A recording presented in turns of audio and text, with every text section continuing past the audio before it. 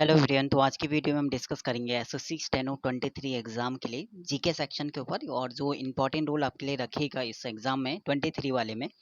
22 वाले एग्जाम में तो ये था कि आपका 15 मार्क्स भी अगर जीके में था तो काम चल जा रहा था, क्योंकि कट ऑफ आपका कम यहाँ पे गया था और आपका जो फाइनल सिलेक्शन है वो भी आपका 130 140 के आसपास हो जाएगा। ठीक है, शायद हो सकता है उससे थोड़ा कम पे ही यहाँ पे हो जाए।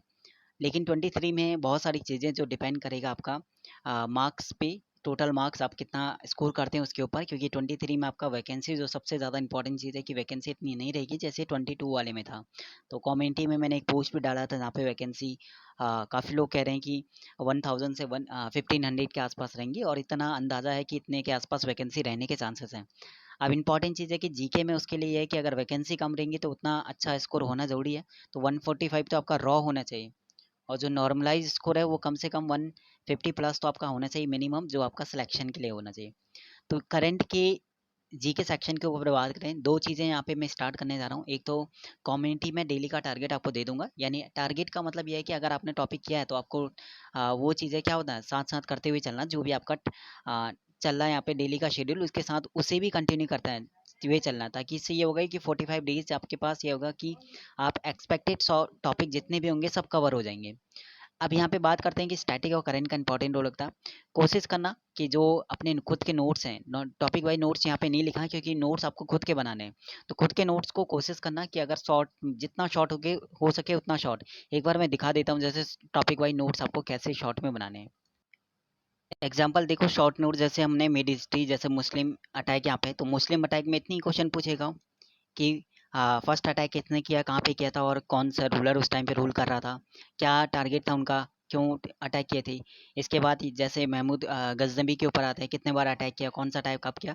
मतलब इतने में ही आपका जो है जितना नोट शॉर्ट होंगे उतना फ़ायदा है, क्योंकि एग्जाम टाइम पे उतना रिवीजन उतनी जल्दी होगा। अब स्टैटिक और करंट का मैं बता देता हूँ कैसे क्या चीज़ करना है।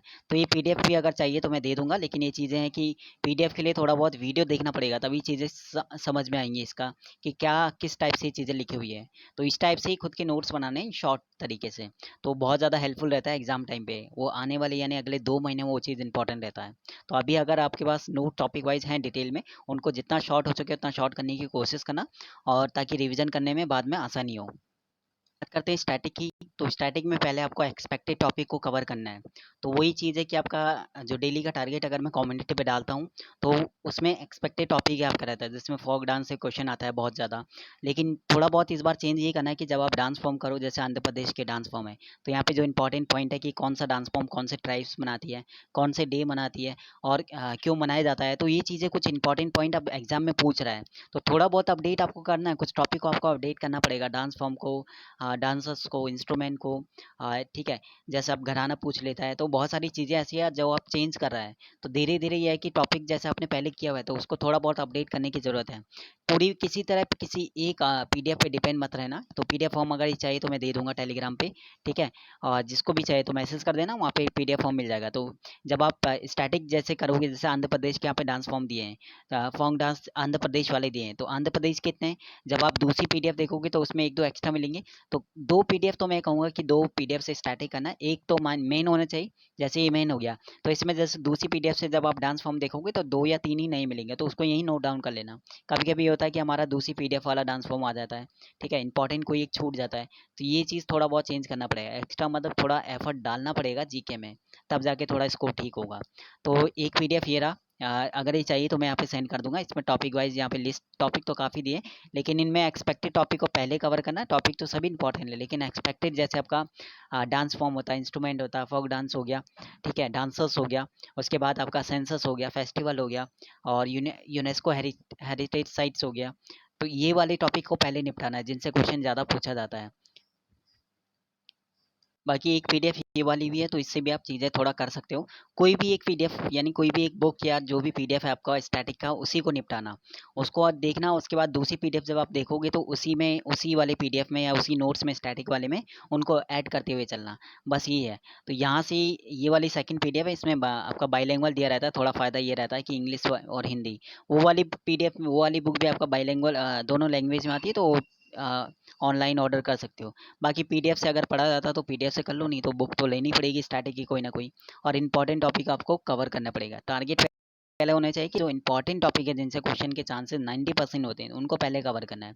तो उनकी लिस्ट मैंने दे दिया और एक वीडियो मैंने जीके के ऊपर बनाया था परसों, पार्ट 1 एक पेपर को मैंने एनालिसिस किया था, वहाँ पे बहुत सारे टॉपिक एक्सपेक्टेड मैंने बता दिया था, तो वहाँ से नोट डाउन करना।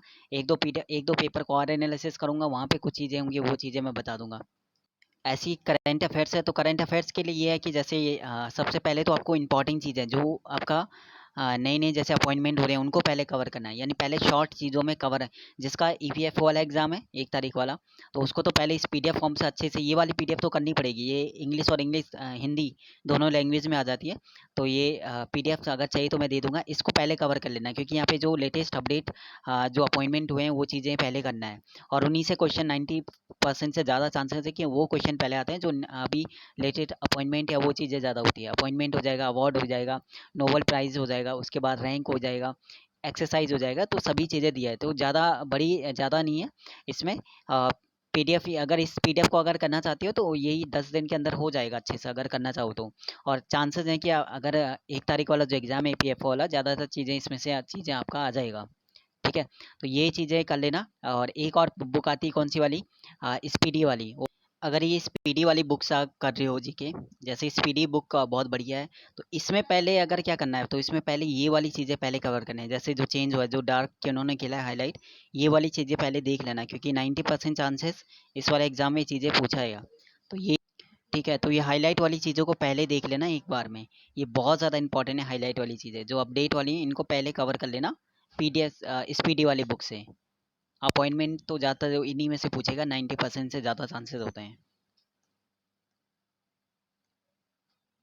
बाकी अगर एक्सपेक्टेड टॉपिक की सीरीज करना है, यानी एक ही वीडियो में तीनों चीज़ें, जैसे आपका टॉपिक वाइज जीके भी कवर हो जाए, स्टैटिक भी कवर हो जाए और करंट भी कवर हो जाए, तो ये सीरीज चल रहा है यहाँ पे 45 डेज़ का, 45 क्लासेस में रहती है। फ़ी रखा है, ये अभी पेड में है, 199 रुपी फ़ी रखा हुआ है, जो बहुत ज़्यादा इंपॉर्टेंट होने वाला है क्योंकि इसमें एक्सपेक्टेड टॉपिक जितने भी आपके हैं वो सब कवर हो जाएंगे। और इसमें इंपॉर्टेंट चीज़ ये है कि आपका डे वाइज आपको टारगेट चीज़ें मिल जाता है कि आपका डेली का, यानी क्लास 1 है तो इतनी एक दिन का उतना टारगेट तीनों सेक्शन का मिल जाता है। तो इससे आपका टॉपिक वाइज जो एक्सपेक्टेड यानी इंपॉर्टेंट टॉपिक है वो तो कवर हो जाएंगे, जैसे डांस फॉर्म हो गया स्टैटिक में, या सेंसस हो गया। और प्लस आपका पीवाईक्यू भी चीज़ें कवर हो जाता है। जैसे आपका मिड हिस्ट्री कवर हो गया, तो मिड हिस्ट्री के बाद आपको क्या करना है, पीवाईक्यू लगाना है। तो पीवाईक्यू तुरंत आप लगाओगे तो चीज़ें वहाँ से पीवाईक्यू भी कवर होता जाएगा, लेटेस्ट जो भी आपका 2022-23 तक के एग्ज़ाम तक का आया हुआ है। तो ये एक सीरीज़ है जो 45 क्लासेस का है। क्लास 5 क्लास ऑलरेडी हो चुकी है, तो इस मंथ का टारगेट है कि ये 45 क्लासेस 25 तक या चीज़ें ख़त्म हो जाएंगी, ताकि नेक्स्ट मंथ आपका रिवीजन के लिए टाइम मिल जाए। और यूट्यूब पे भी मैं ये नेक्स्ट मंथ 15 के बाद जो है मैं डालना स्टार्ट कर दूंगा ये 45 क्लासेस को। लेकिन ये है कि फिर भी तब तक काफ़ी लेट हो जाएगा, जिनका ऑलरेडी ये इस मंथ ये क्लासेस कंप्लीट हो जाएंगे उनका वो रिवीजन मोड में आ जाएगा। अगर रिवीजन ठीक टाइप से आप कर लोगे नेक्स्ट मंथ और उसके नेक्स्ट मंथ, तो चीज़ें नेक्स्ट ये है कि थोड़ा वेट करना पड़ेगा 15 तक। तो जी के बारे में ये बोलूँगा कि जनवरी 23 से आपको ये स्टार्ट करना है जी के करंट अफेयर्स को करना। और बाकी यही है कि जीके में रिस्क तो है कि आपका चीज़ें जितना भी करो उतना, उसमें भी कोई गारंटी नहीं है कि आपका स्कोर ठीक ही आए। फिर भी ये है कि एक्सपेक्टेड टॉपिक आपको करना ही पड़ेगा, वो तो आप मिस नहीं कर सकते। इसी तरह थोड़ा बहुत मैं रीजनिंग के ऊपर डिस्कस करूँगा। और ये जो डेली टारगेट है ये मैं कम्युनिटी पे डाल दूंगा, तो 45 क्लासेस के हिसाब से 45 डेज़ में अपना टारगेट बना के ये चीज़ें आप वहाँ पे भी कर सकते हो। शुक्रिया, टेक केयर, बाय बाय।